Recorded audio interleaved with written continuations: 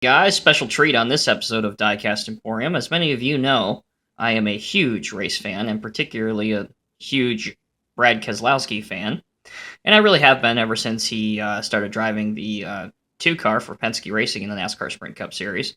For those of you that don't know, a quick synopsis on Brad. He really came into the Sprint Cup Series with a bang. He won his fifth ever race at Talladega in the number 09 Miccosukee Chevy for James Finch Racing. That really caught the eye of Roger Penske, who 1 year later put him in his Xfinity Series car full-time, in which Brad went on to win the championship that very same year, but also driving the 12 car in the Sprint Cup Series. And after Brad did not enjoy the success that he wanted to in the 12 car, the next year he was moved over to the 2 Miller Lite car as Kurt Busch went to the 22. I know it's very confusing. It's always a revolving game of musical chairs in NASCAR. But he took over the famed number 2 car that Rusty Wallace and Kurt Busch had made famous over the years, and the rest, as they say, is history. So here will be a collection of his 124 scale action or Lionel Racing Collectibles cars that he's run in the Sprint Cup Series since stepping into that famed number 2. Starting off, this is the Miller Genuine Draft Ford that he'll run at Michigan in August later this season. Next is the Alliance Truck Parts. The white one is his primary paint scheme, or the paint scheme you're most familiar with, because that's the scheme he runs in most of the races.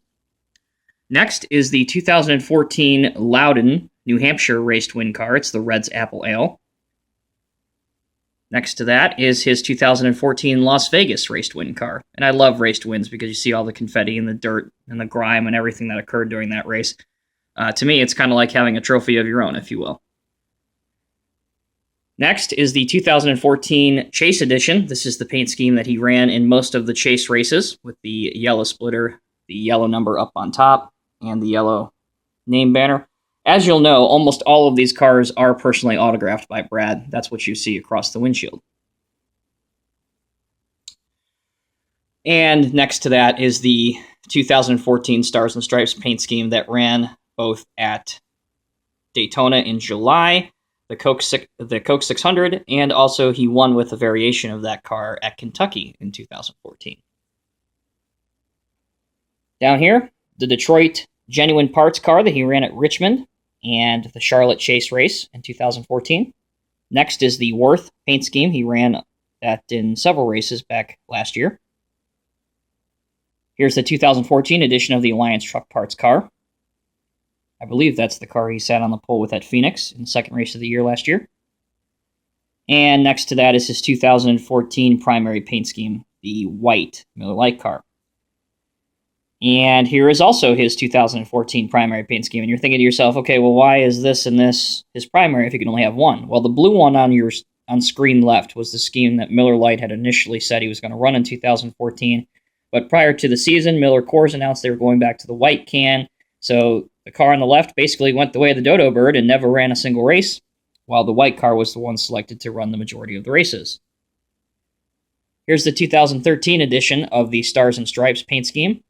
And next to that is currently the only car that I don't have autographed by Brad, and that's the 2013 Michigan August race car of the Miller Lite Luke Bryan. Down here is a custom-made, completely from scratch, Reds Apple Ale 2013 edition car. And here is his 2013 primary edition.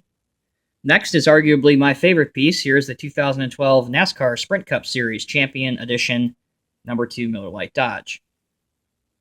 Then it's the Bristol 2012 Spring Race Victory Lane car, raced version.